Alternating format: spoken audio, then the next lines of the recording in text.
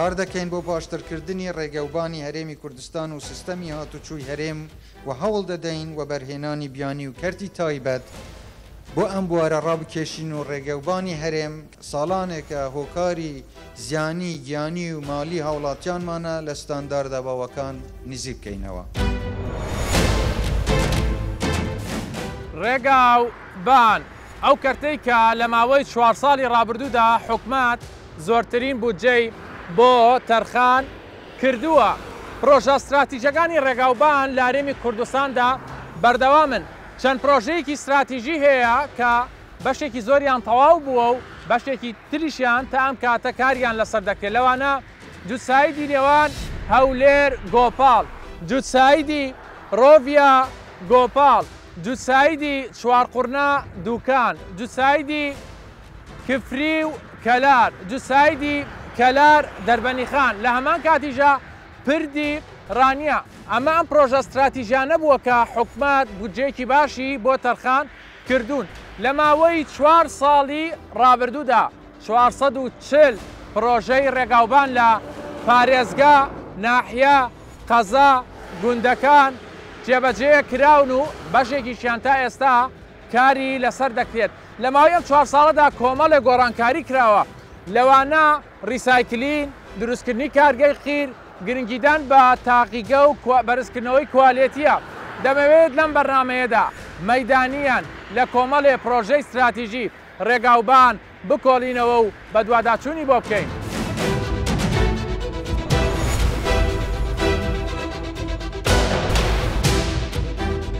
پرۆژە تاوبەکانی ڕێگاوبان لە هەرێمی کوردستان لە کابینەی نوێمدا لەسەر 3 بودجە دروستکراون. پرۆژەی بودجەی وەبەرهێنان 65 پرۆژەن بە سەرمایی 883 ملیار دینار. پرۆژەکانی بودجەی وەزارەتی ئاوەدانکردنەوە و نیشتەجێکردن 171 پرۆژەن بە سەرمایی 14 ملیار و 803 ملیۆن دینار. پرۆژەکان لەسەر داهاتی وێزگەکانی کێش 204 پرۆژەن و بە سەرمایی 12 ملیار و 120 ملیۆن دینارە.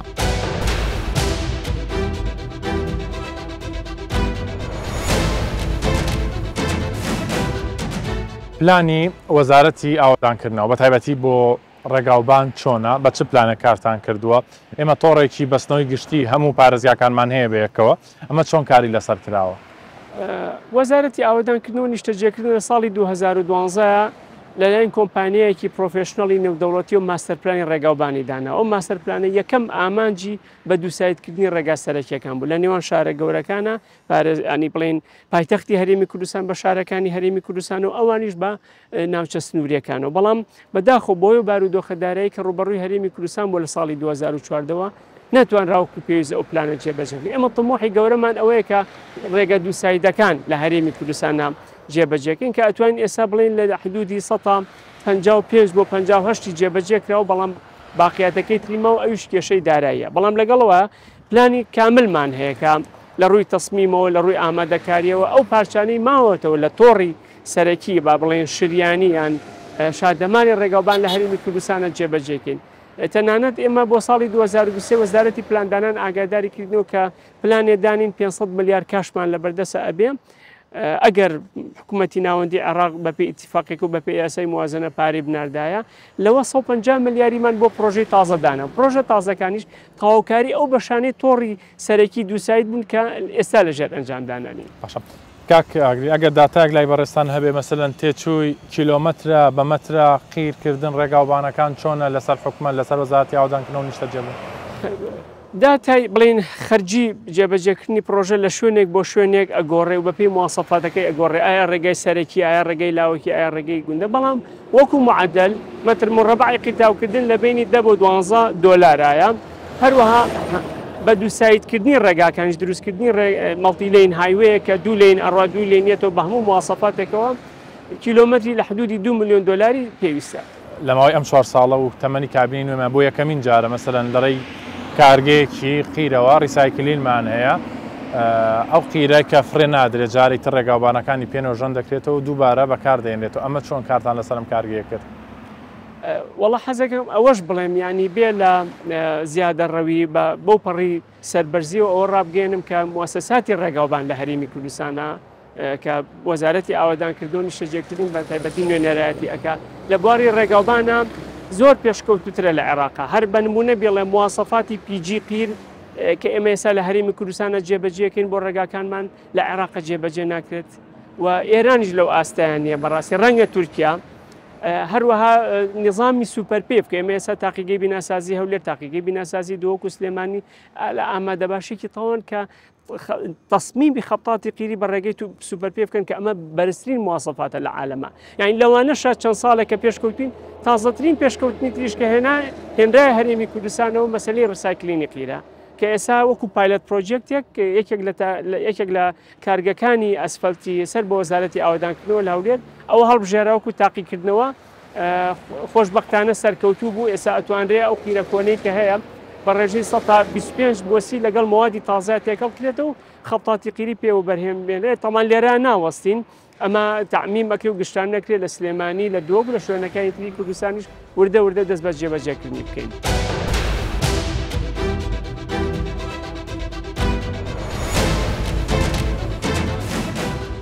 پرۆژەکانی ڕێگاوبان لە ماوەی 4 ساڵدا ڕانەگیراون بەردەوام کار لەسەر ڕێگای نوێ دەکرێت ئەو پرۆژانەی کە لەلایەن کەرتی تایبەتەوە دەکرێت بەردەوام کاریان لەسەر دەکرێت لە سەرتاسەری هەرێمی کوردستاندا 68 پرۆژان کە کەرتی تایبەت سەرپەرشتیان دەکات بۆ چاکردن بۆ نۆژانکردنەوە بۆ دروستکردنی ڕێگایەکی نوێ بە گوژمەی 1 تریلیۆن و 509 ملیار دینار بە درێژایی کیلۆمەتر 672 کیلۆمەترە کەوا بڕیارە لە ئایندەیەکی نزیکدا تەواو بکرێن. کۆمەڵێ پرۆژەی تر هەن کە لەلایەن وەزارەتی ئاوادانکردنەوە خۆیان ڕێگاکان دروست دەکەن ئەوانیش کە ژمارەی پرۆژەکان 123 پرۆژەیە بە گوژمەی 17 ملیار و 212 ملیۆن دینار.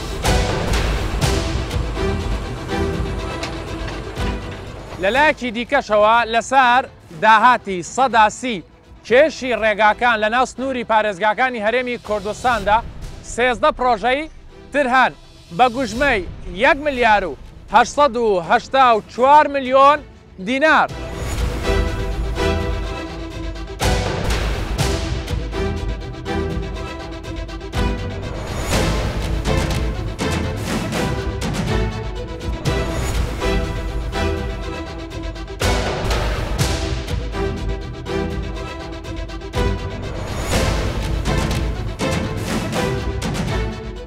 کاگرین بابەتێکی تر تونێلەکانە لە هەرێمی کوردستان پێم وایە ئێستا 4 تونێلی سەرەکیمان هەیەەوەی کە بە بەردەوامی مەسەن شۆفێرانتیای هاتوو چۆ بکەن ئەمانە چۆن کارتان لەسەر کردبوو بەشێکیتان تەواو کرد چاودێریکردنی تونێلەکان چۆنە لە هەرێمی کوردستانە؟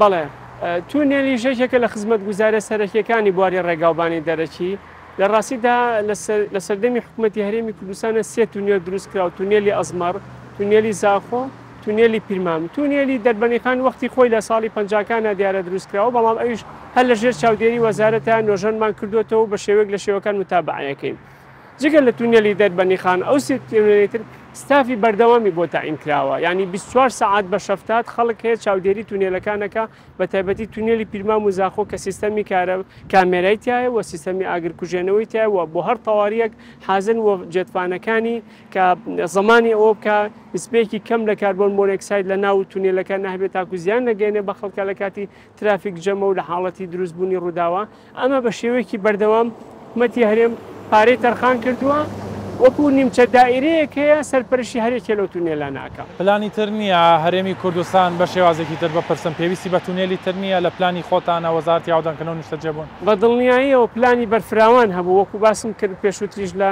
ماستەر پلانی ڕێگاوبان کە ساڵی 2012 لایەن وەزارەتەوە دانراوە کۆمەڵی تونێلی گرنگی تایە ینی مەزەندەیەکی 25 کیلۆمەتر تونێلی تر پێویستە لە سەر تاسەری هەرێمی کوردستانە بەڵام ئەوەی کە زۆر لە پێشینە بێ و گرنگ بێت تونێلی دەربەنیخانە ئەمانویست تونێلێکی 2 تیوبی 3 کیلۆمەتر و نیو دروستکەین کە دیوی دەربەنیخان بەسێتەوە بە دیوی سلێمانیەوە هەروە تونێلی مەتینە کە زۆر گرنگە بەلامانەوە نزیکی 5 کیلۆمەترە لە منطقەی بەرواری ئەمانە لە پێشینەی کارەکانمانە ئەگەر ئیشەڵا بودجە هەبێت و ئیمکانیان لەبەردەست بێت. تونێلەکان لە هەرێمی کوردستاندا تونێلی زاخۆ، تونێلی پیرمام، تونێلی ئەزمار، تونێلی دەربەندیخان. درێژی تونێلەکان لە هەرێمی کوردستاندا 7.8 کیلۆمەترە. تایبەتمەندیەکانی تونێلەکان بە ستانداردێکی نێودەوڵەتی دروستکراون. سیستەمی ئەلکترۆنی و کارەبایی بە بەرزترین ئاست تێدا بەکار هاتووە. سیستەمی ئاگرکوژێنە و سەلامەتی تێدایە. هەرێمی کوردستان پێویستی بە 25 کیلۆمەتر تونێلی دیکە هەیە.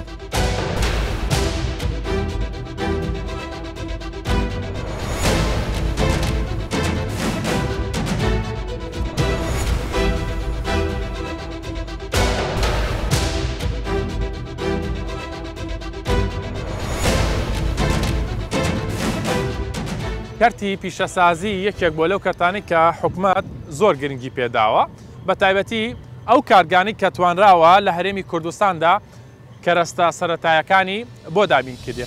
ئەم کارگەی کە لە پشتی منەوەیە کارگەیەکی بەرهەمێنانی قیری تێکەڵا لە هەولێری پایتەخت بە گوژمەی 9 ملیار و 350 ملیۆن دینار. کۆمەڵە تایبەتمەندی هەیە لەم کارگەی یەک لەوانە ئەوەیە کە حکومەت خۆی سەرپەرشتی ئەم کارگەیە دەکات. هەر ئەم کارگەیە دۆستی ژینگەیە و جارێکی تر ئەو قیرە کۆنەی ڕێگاوبانەکان دێتەوە ئەم کارگەیە و ریسایکلین دەکرێتەوە. لەسەر و هەموو شێوە ستافێکی ناوخۆیی بە خۆماڵی کار لەسەر بەرهەمێنانی ئەو قیرە تێکەڵە دەکەن و لە شەقامەکانی شاردا بەکاری دێنەوە. بەڕێوبەری ڕێگاوبان و چاکردنەوەی ڕێگاوبانی پارێزگای هەولێر بزانین کاگیمات ئەوان چیان کردووە، چۆن کاریان لەسەر ئەوە کردووە. سەرەتا کاگیمات دەڵێن چەند کارگەی باشت هەبێت لە هەر شوێنێکی ئەم دنیادا بێت، ئەگەر ستافێکی باشت نەبێ ناتوانانی کارەکان بڕێ. لەسەر ئەم کارگەی خۆتان ستافەکەتان چۆنان چۆن کارەکانەکەنەوە؟ هەروەشی جەنابەت باس کرد کابینەی نوێم کابینەش چاکسازیە لە ڕووی هەموو بوارەکان. لەو بوارانە ڕیسایکلکردنی هەموو کەرستەکان لەوانش ڕیسایکلکردنی کە پەیوەستە بە بەڕێوبەریایەتیەکەمان ڕیسایکلکردنی ئەو مادە قیڕێک کە کاتی خۆی لە کاتی نۆژەنکردنی ڕێگاوبانەکان فڕێ دەدرا و شوێنێکی پێپیس دەکرا. ئێستا لە پاشدانانی ئەو کارگەیە کە هەمووی بە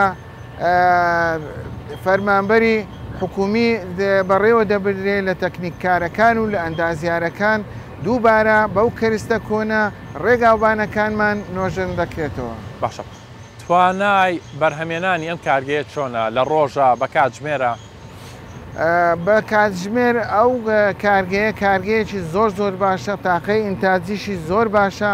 لە یەک کاتژمێر نزیکەی 220 تەن لە کاتژمێرێک ئیش دەکە، کەواتە ئەمە ئەگەر بێت و بە ڕۆژانە نزیکەی 8 سعات ئیش بکەین نزیکەی 2000 تەن لە یەک ڕۆژ ئینتاج دەکەین و دەستە سەر پرۆژەکان بۆ پرۆژە نۆژەنکردنەوەکانی ڕێگاوبان. باشە، تۆ لە سەرەتا باسیەوەت کرد کە ئێمە سوود لە خیرە کۆنەکە ئەوانەی هەڵی دەکەنن جاری تدێنەوە بە ڕێژەی سەدا چەند، یعنی سەدا 30 150 چۆن سوودی لێبینن؟ ئەو کارگەیە لە جۆری کارگەی ریسایکل کۆڵد ریسایکلینگە بە شێوەی ئەوەیە کە بە شێوەیەکی سارد بە کولفەتی کەمتر تێچووی کەمتر قیڕەکان تێکەڵ بکە، ئەویش بە ڕێژەی هەتا 130 ئەو قیڕە کۆنەی لە پرۆژەکانی نۆژەنکردنەوەی ڕێگاوباندێ دەکرێمە دووبارە بەو 130 هەر هیچ نەبی نرخەکەی و تێچووەکەی 130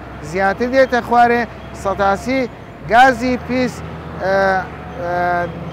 سرف دەکرێت کەەوە هەمووی تێچووە مەوادی کەرستەی بیناسازی کە بەکاردێنەوەی ئەوانە هەمووی بە ڕێژەی بەلاکەمی نزیکەی 115 هەتا 130 دێتە خوارێ بگرە، لەوانەیە زیاتریش بی.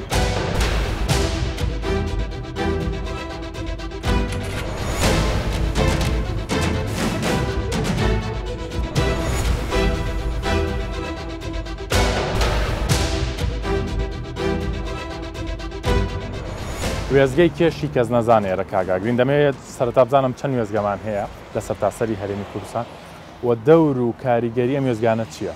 بەڵێ لە ڕاستیدا سیستەمی دامەزرانی وێزگەکانی کێش لە هەرێمی کوردستان لە ساڵی 2010 دەستی پێکردووە بە سەرپەرشتی وەزارەتی ئاوادانکردنەوە نیشتەجێکردنە نظامێکی زۆر ساڕم و بەهێزە لەسەر تاسەری هەرێمی کوردستانە ئێستا 52 وێزگەی کێشەی لە 42 پێگای چکە هەندێک پێگەیە زیاتر لە وێزگەیەکی کێشی تێدا لە هەموو جەنگشتەکان و بەیەگەیشتنی ڕێگە سەرەکیەکانە دانراوە ئەرکی سەرەکی ئەوەی نەهێڵێ باری زیاد لەلایەن بار هەڵگرەکان و بارکرێت لەبەر ئەوەی باری زیاد ئەبێتە هۆی تێکچوونی ڕێگاکان لە ڕاستیدا ئەگەرم سیستەمە لە ماوەی مانگێکە ڕاگیرە زۆربەی زۆری ڕێگاکانی هەرێمی کوردستان دووچاری تێکچوونێکی بەرفراوە نەبێت و ئەم سیستەمە لە زۆر شوێنی دنیا هەیە ئەم سیستەمەی ئێمە هەمانە تا ئێستا عێراق جێبەجێ نەکردووە بەڵام ڕەنگە ئەو ئاستێکە لای ئێمە هەیە لە ئاستی ئێران و تورکیا و ئەو وڵاتە دراوسیانە ئەگەر لەوان بەهێزترن بێت لەوان کەمتر نییە لە ڕووی داهاتی ئەم وێزگانەوە چۆنە ئێوە وەکو وەزارەت چۆن کارتان لەسەرمە کردووە؟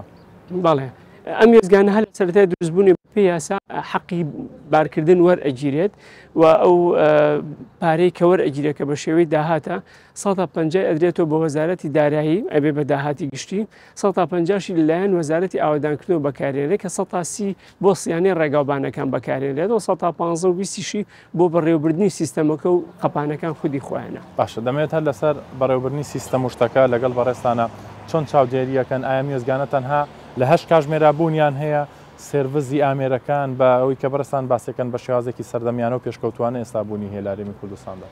بەڵێ لە ڕاستیدا ئەم سیستەمە بەردەوامی کارەکە هەر حەوت ڕۆژی هەفتە 24 ساعت حتا لە جەژن و بۆنەکانی شەناوەسن ئەو کاربەندانەی لێرە ماندوونە ناسانە بە شێوەی شەفت دەوام ئەکەن و سەرپەرشتیەکی بەهێزە سێ بەڕێوەبەرایەتی هەیە لە هەرێمی کوردستانە بەڕێوەبەرایەتی وێزگەکانی کێشی هەولێر سلێمانی دۆ کە ئەوانە هەریەکان لە سنووری جوغرافی خۆیانە سنووری ئیداری خۆیانە سەرپەرشتی بەشێک لەم وێزگەی کێشانە ئەکەن و بۆ هەرچەند وێزگەی کێشێکیش ئەندازیارێکدانراو لە دقیقی لە نزیکەوە ڕۆژانە متابعەکە و کارمەندی خۆی هەیە. کاگاگرین سەبارەت بە شێوازی ئیشپێکردنەکەی و ئەم کێش و قەپانە لەسەر چ تایبەتمەندیەکە هەیە چه مواسەفاتێکی هەیە؟ بەڵێ ئەم ئامێرانی کە بەکارێن ئامێری جۆری ستاتیکە بەڕاستی ئامێرێکی دقیقە لە پێوانە ڕەنگە جۆری متەتەورتری هەیە بەڵام بۆ وڵاتی ئێمە بۆ سیستەمی ترافیکی ئێمە لە ئێستادا لەم قۆناغی ئەمە گونجاوترینیانە کە مەجای هەڵی کەم تیا چکە هەڵە خوێندنەوە زەرر بە شۆفێری ژەگەین ینی دوولایەنەیە ینی هەر ئەوە نییە مەسەلەن ئێمە وەکو حکوومەت ئەگەر زیاب خوێنێتەوە و لە ئەسڵ ئەوەندەی بار نەکردبێ ئەمە زیان بە شۆفێرەکەگەنی و ناحەقیتیای بۆیە ئەم سیستەمە لە ڕووی ئیشپێکردنەوە زۆر گونجاوە لە ڕووی و لەسەر چ مواسەفاتێک ڕووین لەسەر مواسەفاتی عێراقی ئەڕۆین مواسەفاتی عێراقی بۆ هەر ئەکسلێک دیاری کردووە چەند تەن ڕێگە ئەدرێ بۆ نمونە بار هەڵگرێک 6 ئەکسلەکانی تاکە یا دەبڵە تایەکانی دوانیە یان تاکیە پانی و بەرینەکەی چەند ئەمانە هەمووی کاریگەری بەپێ ئەوە حساب بکرێت ئەم بار هەڵگرە بۆ هەیە چەند تەن بارکە و ئەمە تەحەدێکی زۆر عەدالەتی تیا هەیە و ئێستا بە شێوەیەکی ورد و دقیق ئەمە جێبەجێکرێت. کاگاگرین ئەگەر شۆفێرێکی بار هەڵگرێک زیاد لە حەدی بارەکەی خۆی مەسەلەن 1 تۆن 2 تۆن زیادی وەرگرت لەم حاڵەتەیە پێبژاردنتان هەیە ئیجراعات چۆنە؟ بەڵێ وڵا ئەمە لە یاسای ژمارەسی ساڵی 2012 یاسای ڕێگاوبانە گشتەکانی وەزارەتی ئاوادانکردنی شەجێکردنە دیاری کراوە وازەحە هەر 100 کیلۆ ئەگەر زیابێت 10,000 غەرامەی لێوەرەگیری هەرچەنە لە ئێستادا وەکو وەزارەت وەکو حکوومەت جۆرە ئاسانکاریە کراوە تا حەدی جاریوە تەنێکی زیاتر ئەبێ تەنها بارەکەی پێدا ئەگیرێ غەرامە ناکرێت بۆ ئەوی ئاسانکاریەک بێ بۆ هاوڵاتیەکان و بار هەڵگرەکان چکە ڕەنگە وەکو پێویست کێشانیان لا نەبێ بەڵام ئێستا باری زیاد زۆر کەم بۆتەوە پێ و داتانی کە لای ئێمە لە 100 کەمترە.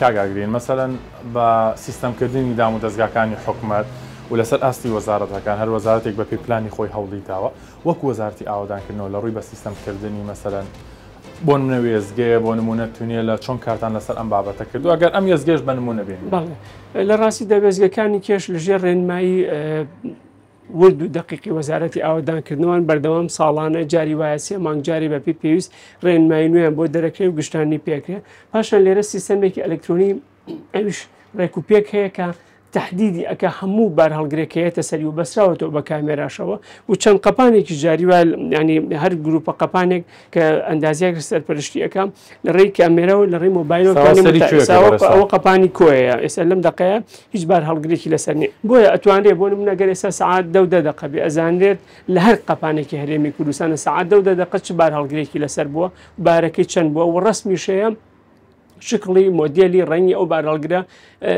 چۆنە و لێرە وەرەقە لە ڕووی وەرەقەشەوە ئەنووسێتەوە ینی هیچ مەجالێک نییە بۆ خوا نەخواسە خەلەلێک یاکەم و کوردی وێرە ئەوەی کارمەندەکان زۆر دڵسۆزانە و زۆر بە نەزیهانە ئیش ئەەکەن بەڵام لەگەڵ شا سیستەمێکی دقیقەیە هەم بۆ پاراستنی ئەوان هەم بۆ پاراستنی مافی خەڵکیش.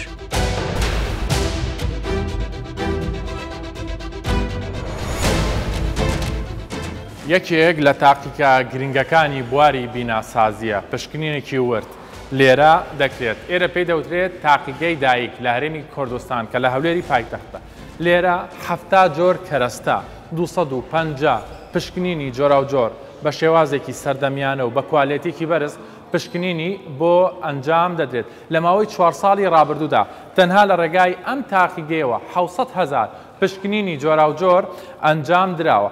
ئێستا و لەم کاتەدا نزیکەی 30 پیشکنینی مەیدانی لە شوێنە جیاوازەکان بوونی هەیە تاکە تاقیگەیە کە ئامانجی داهات نییە دەیەوێت لە ڕێی کوالێتیکی بەرزەوە بۆ کەرتی حکمی و تایبەت خزمەت بکات.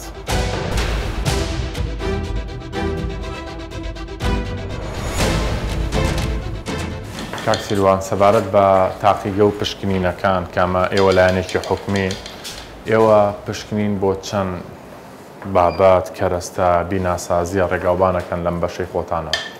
ئێمە 8 هۆبە و یەکەی جیاوازمانەیە کە کاری ئەنجامدانی پشکنینەکان دەکەن پشکنینی تەکنیکی لە بۆ کەرەستەکان لە ڕێگەی ئەو 8 هۆبە و یەکەوە پشکنین بۆ 70 زۆر کەرەستەی جیاواز و ئەو ژمارە پشکنینانە کە لێرە دەتوانین ئەنجامی بدەین سەر و 200 زۆری پشکنینی جیاوازە. باش ئامانج لەم پشکنینانە چییە بۆچی ئەم پشکنینانە؟ لە ڕێ ئەو پشکنینانەوە تایبەتمەندیە فیزیاوی کیمیاویەکانی هەر کەرەستێک دەدۆزینەوە و بەراوردی دەکەین لەگەڵ ڕێکارەکان لەگەڵ ئەو ڕێکارانی کە لە بەردەستمانە کە ئەوانیش زۆربەی ڕێکاری عێراقیە و بەشێکی زۆریشیان ڕێکاری ئەمریکین و ئەوروپی. ئێوە هەر بۆ ناوخۆی هەرێمی کوردستان مەسەڵەن ئەم پشکنینانەکەن یاخود بۆ پارێزگاکانی دیکەی عێراقی ئەم جۆرە پشکنینان ئەنجام دەدەن؟ تاقیەکانی هەرێمی کوردستان پشکنینەکان بۆ هەرێمی کوردستان دەکەن. سوارچەوەی سنووری هەر تاقیگەیەک سنووری پارێزگایەکەیەتی بەڵام خۆشبەختانە توانی ومانە متمانەیەک دروست بکەین کە بەشێکی زۆر لە پشکنینەکان لە لای جنوب لەوانەیە پێت بڵێم دە تاقیگە لە جنوب بەجێ دەهێڵن دێن لە هەولێر دەیکەن یان دەیبەن لە دهۆک دەیکەن یان دەیبەن لە سولێمانی دەیکەن.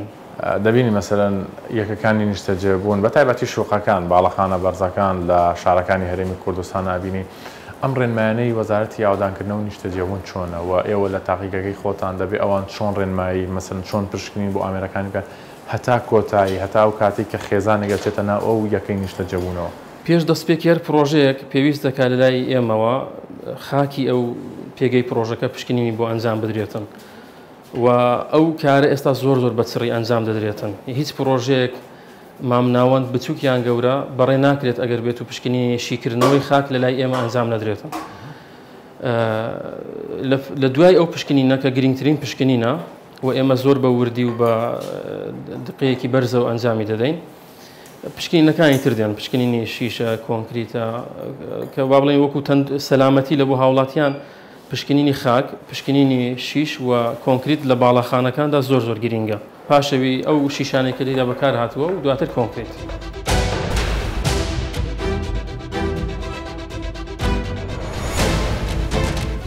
بە سیستەمکردنی دام و دەستگاکانی حکومات کاروباری هاوڵاتیان ئەوانەی کە سەردانیەکەن ئێوەشی گرتوتەوە یار بە شێوازێکی کلاسی کارەکەن؟ بێگومان ئێمەش وەکو یەکێک لە دام و دەستگا گرنگەکانی حکوومەت ڕێکاری پێویستمان گرتیتە بەر بۆی کە کارەکانمان بە دیجیتاڵی بکەین و لە هەنگاوی یەکەمدا ئێمە تەنها وەرگرتنی داواکاریمان بە ئۆنلاین کردێ بۆی کە سەرجەم تاقیگەکان و تاقیگەکانی با بڵێن سەر بە ئێمە وەکو تاقیگە بیناسازی هەولێر و هەموو تاقیگە پێگەیەکانمان یان کێڵگەیەکانمان بێکەوە بەسترێتەوە. ئێستا ئێمە هەموو تاقیگەکانمان لە ڕێی ئەو سیستمە لێک بەستۆتەوە ئەوەکو هەنگاوی یەکەم. ئێستا ئەم دەزانم لە سۆرانسی ڕوودەدا ئەو لە حەزەی لە سیستەمی خۆمیان لە مۆبایلی خۆم دەزانم لە سپیلێک تەلیفان ڕوودەدا لەو جیانێک کە تاقیگەی پێگەیمان هەیە هەروەها ئەو بەڕێزانە لێرە هەرچەند کار دەکەن لە لای من و لە لای هەر کەسە کە ڕێگە پێدراوە دیارە.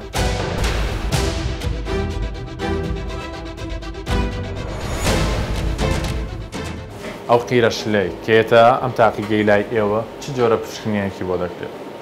خۆی بابەتی ڕێگاوبان تەنها خۆی لە قیری شل ناگرێت تەبقاتی پێش قیرە تەبقاتی خۆڵکاریە کە هەموو پشکنینەکان بەپێی پێویستی ئەمە ئەنجام دەدەین بەپێی ئەو ڕێکارانە کە لە بەردەستمانە دواتر قیری شلیش ئەگەر بێت و مۆدیفایکراوە بێ بە پۆلیمێر لەو هۆبەیە لە هۆبەی ئەسفەت و لەو ژوورە هەموو پشکنینەکانی تایبەت بە پیژی یان قیری شلی مۆدیفایکراو ئەنجام دەدەین بە ئامێری زۆر پێشکەوتووە بە کادری لێ هاتوو.